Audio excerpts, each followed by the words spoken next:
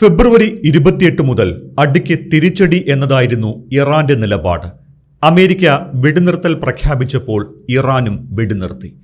ഹോർമൂസിലൂടെയുള്ള കപ്പൽ സഞ്ചാരത്തെ ചൊല്ലിയാണ് ഇപ്പോൾ യുദ്ധം പുനരാരംഭിച്ചത്. തങ്ങളെ അവഗണിച്ച് സഞ്ചരിച്ച കപ്പലുകളെ ഇറാൻ ആക്രമിച്ചു. ഇറാനെ തിരിച്ച് അമേരിക്കയും ആക്രമിച്ചു. അമേരിക്കയുടെ ഗൾഫ് അറബ് രാജ്യങ്ങളിലെ സൈനിക കേന്ദ്രങ്ങളെ തിരിച്ചടിച്ചായിരുന്നു ഇറാന്റെ മറുപടി. ഇങ്ങനെയാണ് ഇപ്പോൾ ആക്രമണ പരമ്പര തുടരുന്നത്.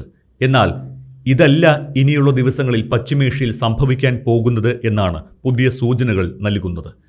ഇതിന് ബലം പകരുന്നതാണ് റഷ്യ തങ്ങളുടെ അത്യാധുനികമായ ഡൂംസ്ഡേ വിമാനം ഇറാനിലേക്ക് അയച്ചു എന്ന വാർത്ത. അതീവ സുരക്ഷിതമായ വാർത്താവിനിമയ സംവിധാനങ്ങളും കമാൻഡ് ആൻഡ് കൺട്രോൾ സംവിധാനങ്ങളും സജ്ജീകരിച്ചിട്ടുള്ള റഷ്യൻ സർക്കാരിൻ്റെ പറക്കുന്ന കമാൻഡ് പോസ്റ്റായി അറിയപ്പെടുന്ന ട്യുപോളേവ് Tu-214PU ആണ് ടെഹ്റാനിൽ എത്തിയത്.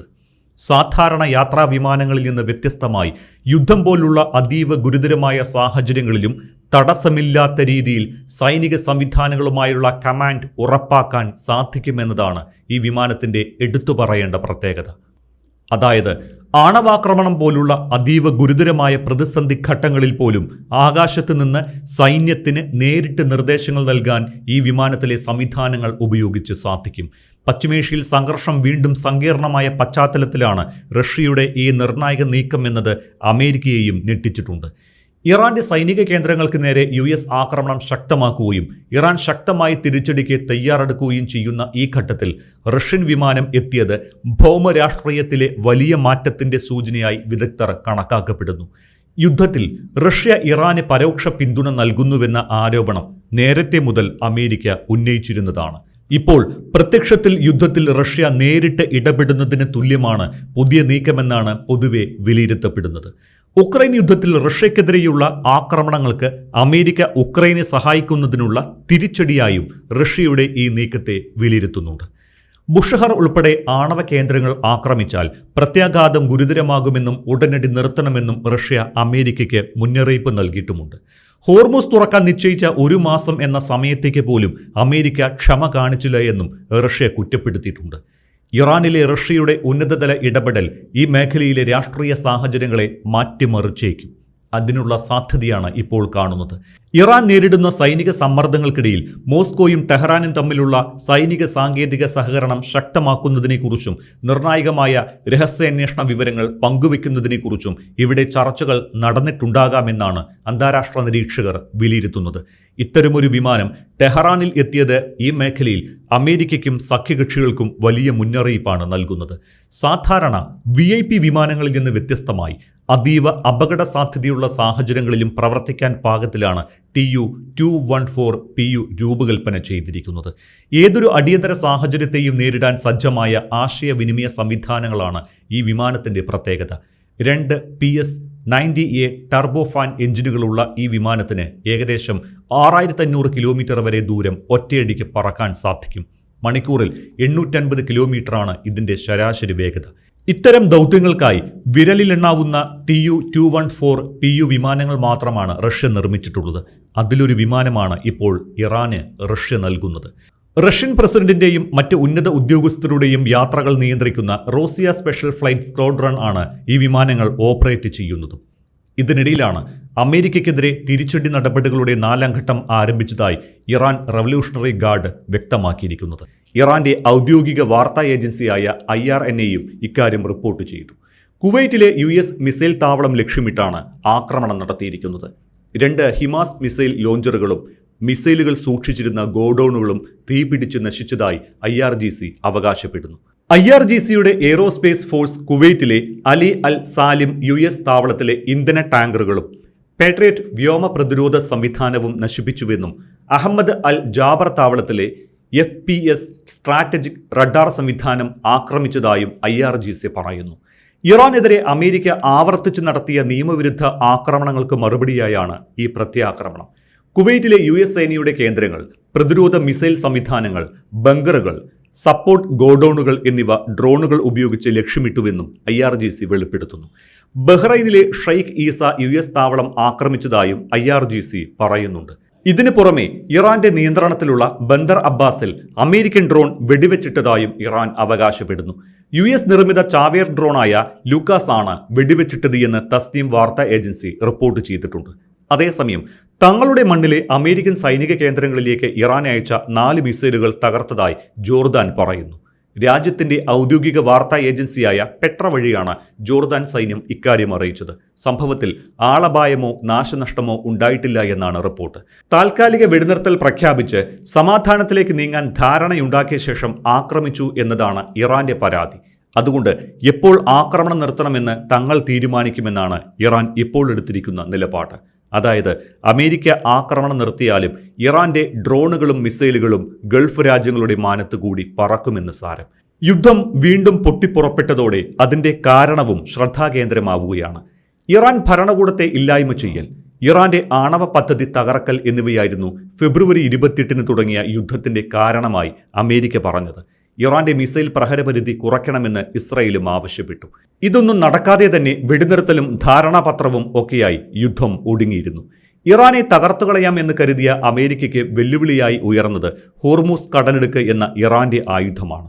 യുദ്ധം തുടങ്ങുന്നതിന് മുൻപ് വരെ സ്വതന്ത്ര കപ്പൽ സഞ്ചാരം സാധ്യമായിരുന്ന ഹോർമൂസിനെ ഇറാൻ ആയുധവൽക്കരിച്ചു. ഹോർമൂസിലൂടെ ശത്രുരാജ്യങ്ങളുടെയും അവരെ സഹായിക്കുന്നവരുടെയും കപ്പലുകൾ കടത്തിവിടില്ലെന്ന് ഇറാൻ പറഞ്ഞു.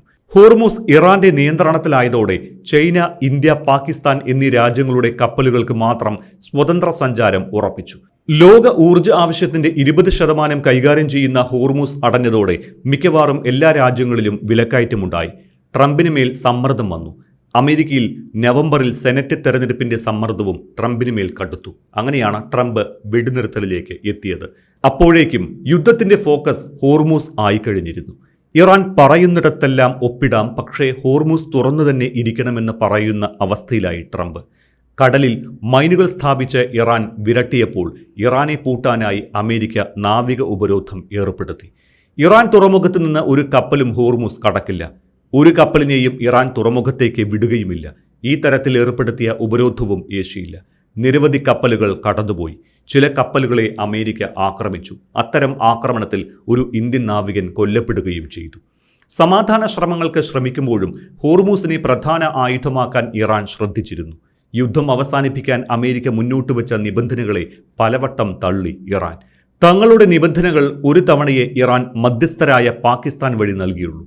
അമേരിക്കയ്ക്ക് അംഗീകരിക്കാൻ കഴിയാത്ത തരത്തിലുള്ള നിബന്ധനകളാണ് ഇറാൻ മുന്നോട്ട് വെച്ചത്. അംഗീകരിക്കില്ല എന്ന് ഉറപ്പിച്ചു തന്നെയാണ് ഇറാൻ അത് കൊടുത്തയച്ചതും. പക്ഷേ എന്തിനും തയ്യാർ എന്ന നിലയിലായി കഴിഞ്ഞിരുന്നു അമേരിക്ക. തുറന്നുകിടന്ന ഹോർമൂസ് സ്വതന്ത്ര കപ്പൽ യാത്രയ്ക്ക് ലഭ്യമാക്കണം എന്ന നിബന്ധന ഇറാൻ അംഗീകരിച്ചു. കാരണം അത് മുൻപും തുറന്നു തന്നെ കിടന്നിരുന്നതാണ്. പക്ഷേ യുദ്ധം തുടങ്ങിയ ശേഷമുള്ള നിയന്ത്രണം കളയാൻ ഇറാൻ തയ്യാറായില്ല. അമേരിക്കയും ഇറാനും തമ്മിൽ ഒപ്പിട്ട 14 ധാരണാപത്രത്തിലെ ആദ്യ നിബന്ധന ലെബനനിലെ ഉൾപ്പെടെ ആക്രമണം നിർത്തുമെന്നായിരുന്നു. അത് അമേരിക്ക സമ്മതിച്ചു. മരവിപ്പിച്ച ഇറാന്റെ ആസ്തികൾ വിട്ടുകൊടുക്കുന്നതുൾപ്പെടെ എന്തും സമ്മതിക്കാമെന്നായി അമേരിക്ക. പക്ഷേ ഹോർമൂസ് തുറന്നു കിട്ടണം. ഹോർമൂസ് അടച്ചതിനെ തുടർന്നുള്ള വിലക്കയറ്റം പരോക്ഷമായി അമേരിക്കയിലും എത്തിയിരുന്നു. അങ്ങനെ 14 കരാറിൽ 12 അനുകൂലമായി കിട്ടിയ ഇറാൻ ഹോർമൂസ് തുറന്നു. പക്ഷേ തങ്ങൾ നിഷ്കർഷിക്കുന്ന പാതയിലൂടെ പോകുന്ന കപ്പലുകൾക്ക് മാത്രമേ സുരക്ഷ ഉറപ്പുള്ളൂ എന്നുകൂടി പറഞ്ഞു ഇറാൻ. അതിനെ അവഗണിച്ച് ഒമാൻ തീരത്തോട് ചേർന്ന് സഞ്ചരിച്ച കപ്പലുകളെ ഇറാൻ ആക്രമിച്ചു. തുടർച്ചയായ അത്തരം ആക്രമണങ്ങളാണ് ഇപ്പോൾ യുദ്ധം വീണ്ടും തുടങ്ങാൻ കാരണമായത്. കപ്പലുകളെ ആക്രമിച്ചപ്പോൾ ഇറാനെ അമേരിക്ക തിരിച്ചടിച്ചു. മുമ്പത്തേതിലും ശക്തമായി. ഇപ്പോഴിതാ ഇറാൻ തിരിച്ചടി എന്നതിനപ്പുറം മതിയാകും വരെ ആക്രമണം എന്ന നിലപാടിലേക്ക് മാറിയിരിക്കുന്നു. ശത്രുവിന് നല്ല പ്രഹരം നൽകുന്നതിൻ്റെ ആദ്യപടി എന്ന തരത്തിൽ ഹോർമൂസ് വീണ്ടും അടച്ചു. ഇനി ഒരു അറിയിപ്പുണ്ടാകുന്നതുവരെ ഹോർമൂസ് കടലിടുക്ക് അടച്ചിടുമെന്ന് ഇറാൻ സൈന്യത്തെ ഉദ്ധരിച്ച് ഇറാൻ മാധ്യമങ്ങൾ റിപ്പോർട്ട് ചെയ്യുന്നു. എന്നാൽ കപ്പലുകൾക്കായി ഹോർമൂസ് തുറന്നിട്ടിരിക്കുകയാണ് എന്ന് അമേരിക്കയും വ്യക്തമാക്കുന്നു. ഹോർമൂസിലെ രാജ്യാന്തര ജലപാത നിയമപരമായി കടന്നുപോകാൻ ആഗ്രഹിക്കുന്ന എല്ലാ കപ്പലുകൾക്കുമായി തുറന്നിരിക്കുന്നുവെന്നാണ് US സെൻട്രൽ കമാൻഡ് അറിയിച്ചത്. കഴിഞ്ഞ ഒരാഴ്ചക്കിടെ 140-ലധികം കപ്പലുകൾ സുരക്ഷിതമായി ഹോർമൂസിലൂടെ കടന്നുപോയതായും അമേരിക്ക അവകാശപ്പെടുന്നു. ഇവിടെയാണ് ആരുടെ വാക്കിനാണ് വില എന്ന് തെളിയുന്നത്. ആക്രമിക്കാനുള്ള ഇറാന്റെ കഴിവിൽ കപ്പലോടിക്കുന്നവർക്ക് ഒരു സംശയവുമില്ല. ഹോർമൂസിന്റെ ഒരു വശം മുഴുവൻ ഇറാനാണ്. എതിർവശത്ത് Kuwait, Bahrain, Qatar, Saudi, UAE എന്നീ രാജ്യങ്ങളും. സൗദി ഒഴികെ ഒരു രാജ്യവും സൈനിക ശക്തിയല്ല. ഇറാനെ പ്രതിരോധിക്കാൻ ഇവർക്ക് കഴിയില്ല, സൗദിക്കും കഴിയില്ല. അപ്പോഴാണ് കപ്പലുകൾക്കായി ഹോർമൂസ് തുറന്നിട്ടിരിക്കുകയാണ് എന്ന അമേരിക്കയുടെ പ്രഖ്യാപനം. ഗൾഫ് അറബ് മണ്ണിലെ സ്വന്തം സൈനിക കേന്ദ്രങ്ങളെ സംരക്ഷിക്കാൻ അമേരിക്കയ്ക്ക് കഴിയുന്നില്ല. അപ്പോൾ കപ്പലുകളെ അവർ എങ്ങനെ സംരക്ഷിക്കുമെന്ന ചോദ്യമുയരുന്നു. അമേരിക്കയിൽ മുമ്പുണ്ടായിരുന്ന വിശ്വാസം GCC രാജ്യങ്ങൾക്കില്ല. സുരക്ഷ വാഗ്ദാനം ചെയ്ത് സ്ഥാപിച്ച സൈനിക കേന്ദ്രങ്ങളാണ് ഇന്ന് ഇറാന്റെ ആക്രമണം ക്ഷണിച്ചു വരുത്തുന്നത്. അതുകൊണ്ട് വ്യാപാരത്തിന് വരുന്ന കപ്പലുകൾ സുരക്ഷിതമാകണമെങ്കിൽ ഇറാൻ അനുവദിച്ചാലേ കഴിയൂ എന്ന് ഗൾഫ് രാജ്യങ്ങൾക്കറിയാം. അത് രാജ്യങ്ങളുടെ കാര്യം. കപ്പലുകൾ സർവീസിന് നൽകുന്നത് രാജ്യങ്ങളല്ല, നിരവധി രാജ്യങ്ങളിലെ കമ്പനികളാണ്. അവരാണ് കപ്പലുടമകൾ. ലാഭവും സുരക്ഷിത യാത്രയും ഉറപ്പുള്ളിടത്ത് മാത്രമേ ഇവർ കപ്പലുകൾ എത്തിക്കൂ. ഫെബ്രുവരി 28-ന് യുദ്ധം തുടങ്ങുമ്പോൾ 1000-ഓളം കപ്പലുകൾ ഹോർമൂസ് കടലിടുക്കിന് ഉള്ളിലായിരുന്നു. മാസങ്ങൾ കഴിഞ്ഞ് ഇറാനും അമേരിക്കയും ധാരണാപത്രം ഒപ്പിട്ട ശേഷമാണ് ആ കപ്പലുകൾക്ക് പുറം ലോകത്തെത്താൻ കഴിഞ്ഞത് തന്നെ. ഹോർമൂസിൽ കുടുങ്ങിയ ദിവസങ്ങളിലെ കണക്ക് നോക്കിയാൽ കോടാനുകോടി ഡോളർ നഷ്ടമാണ് കമ്പനികൾക്കുണ്ടായത്.